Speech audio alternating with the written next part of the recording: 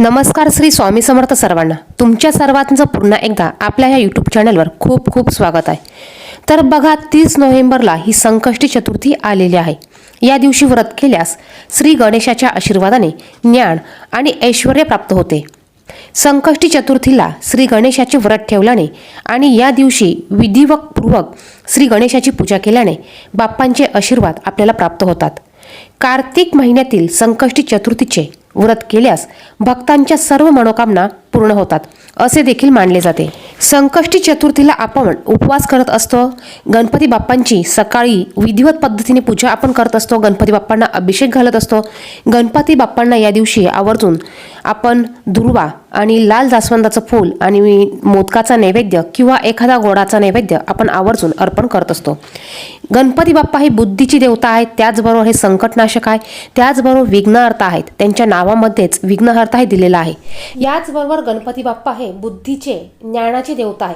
बघा, मुलं जर का अभ्यासात कमजोर असतील तर मुलांना गणपती बाप्पांची सेवा करायला सांगा. प्रत्येक संकष्टी चतुर्थीला मुलांना गणपती अथर्व शीर्षाचं पठण करायला लावा. यामुळे बघा, मुलांच्या बुद्धीचा हा विकास होत असतो, कारण गणपती बाप्पा हे बुद्धीचे देवता आहे. आणि याचबरोबर आपल्याला या संकष्टी चतुर्थीला मुलांसाठी हिरव्या मुगाचा देखील उपाय करायचा आहे. यामुळे मुलांच्या सुखासाठी आणि मुलांची प्रगती होणार आहे. मुलांची अभ्यासात देखील खूप प्रगती होणार आहे. तर उपाय काय करायचा आहे तर बघा, आपल्याला रोजच्या प्रमाणे गणपती बाप्पांची पूजा विधी ही करायची आहे. यानंतर आपल्याला या उपायासाठी एक कलशभर हिरवा मूग घ्यायचा आहे. तुम्हाला एक कलश घ्यायचा आहे. कलश भरून हिरवे अख्खे मूग तुम्हाला घ्यायचे आहे. एक लाल वस्त्र तुम्हाला घ्यायचं आहे. त्याचबरोबर 21 दुर्वा तुम्हाला घ्यायची आहे. आणि जर का तुम्हाला जास्वंदाची फुलं मिळाली तर जास्वंदाच्या फुलांचा हार किंवा झेंडूच्या फुलांचा हार तुम्हाला घ्यायचा आहे. नाहीच मिळालं तर एक जास्वंदाचं फूल किंवा झेंडूची फूल तुम्ही घेऊ शकतात. हे सर्व घेऊन तुम्हाला गणपती बाप्पांच्या मंदिरात जायचं आहे. बघा, हे सर्व घेऊन तुम्हाला गणपती बाप्पांच्या मंदिरात जायचं आहे. तुमच्याबरोबर जर का तुमची मुलं असतील तर तुम्ही मुलांना देखील घेऊन जाऊ शकतात. गणपती बाप्पांच्या मंदिरात गेल्यानंतर गणपती बाप्पांना हळदी, कुंकू, फूल, अक्षता अर्पण करायचे आहे. दुर्वा अर्पण करायच्या आहे. आपण ज्या 21 दुर्वा नेल्या आहेत त्या दुर्वा गणपती बाप्पांना अर्पण करायच्या आहे. आणि हे सर्व करत असताना आपल्या मुलांच्या ज्याही काही अडचणी आहे, ज्याही काही इच्छा आहे, ज्याही काही अडचणी असतील त्या अडचणींसाठी जो आपण हा उपाय करणार आहोत त्या अडचणी तुम्हाला तिथे गणपती बाप्पांना सांगायच्या आहे. मग तुमच्या मुलांसाठीची कुठली इच्छा असू द्या, कुठली अडचण असू द्या किंवा कुठलंही टेन्शन किंवा प्रश्न असू द्या ते तुम्हाला गणपती बाप्पांना सांगायचं आहे. मग ते अभ्यासाचं असू द्या, नोकरीचं असू द्या, व्यवसायाचं असू द्या किंवा प्रमोशनचं, म्हणजे कुठलंही असू द्या ते तुम्हाला गणपती बाप्पांना सांगायचं आहे. आणि आपण तिथे गेल्यानंतर आपण नेलेला लाल वस्त्र आपल्याला गणपती बाप्पांसमोर अंथरायचं आहे. त्यावर आपल्याला हे हिरवे मूग टाकायचे आहे आणि याची एक पोटली आपल्याला तयार करायची आहे. त्यानंतर या पोटलीला आपल्याला हळदी कुंकू लावायचं आहे आणि आपल्याला 21 वेळा ओम गण गणपतये नमः या मंत्राचा जप करायचा आहे. तुम्हाला शक्य असल्यास तुम्ही एक माळ जप करू शकतात. जर का तुमच्याबरोबर मुलं नेलेली असतील तर तुम्ही तुमच्या मुलांना देखील या मंत्राचा जप करायला सांगू शकतात. अगदी साधा सोपा मंत्र आहे ओम गण गणपतये नमः, किंवा मग तुम्ही श्री गणेशाय नमः या मंत्राचा जप करू शकतात. त्यानंतर तुम्हाला एक वेळा गणपती अथर्व शीर्षाचं पठण करायचं आहे आणि एक वेळा संकटनाशक स्तोत्र जे आहे त्या स्तोत्राचं तुम्हाला पठण करायचं आहे.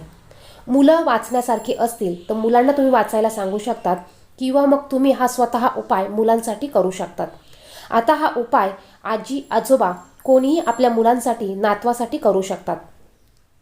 हे सर्व झाल्यानंतर आपल्याला ही पोटली घेऊन तिथून जायची आहे आणि आपल्याला ही पोटली आपल्याला पाण्यामध्ये विसर्जित करायची आहे.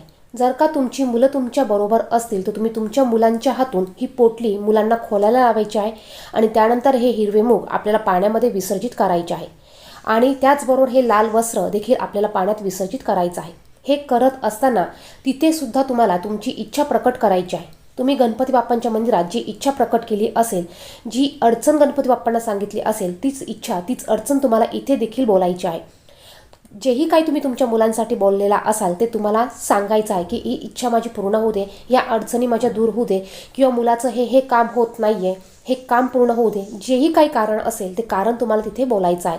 आणि गणपती बाप्पांना देखील तुम्हाला मनापासून नमस्कार करून गणपती बाप्पांची देखील तुम्हाला आराधना करायची आहे, प्रार्थना करायची आहे. गणपती बाप्पांना देखील तुम्हाला सांगायचं आहे की माझे ह्या कारणासाठी मी हा उपाय करत आहे, तुमची ही सेवा करत आहे, हे कारण, हे उपाय किंवा हे प्रश्न माझे मार्गी लागू दे, ही अडचण माझी दूर होऊ दे, असं तुम्हाला बोलायचं आहे. आणि तुमच्या मुलांच्या सुखासाठी, प्रगतीसाठी तुम्हाला गणपती बाप्पांना प्रार्थना करायची आहे.